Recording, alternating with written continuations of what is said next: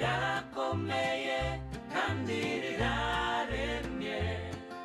Ese ukoresha ute umwanya uhawe? Ibyo uvuga byandikwa mu gitabo.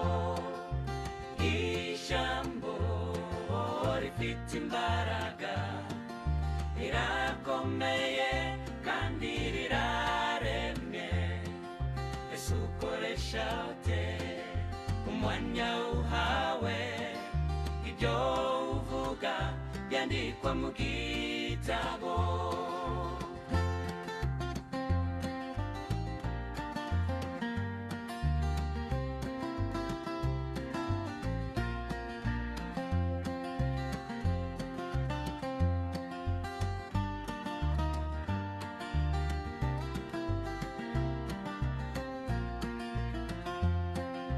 Twibuke neza ko kwa Yakobo ubwo Isaka yari yagiye gutanga umugisha, nta kindi yakoze uretse kuvuga, maze ijambo ritanga umugisha kuri Yakobo.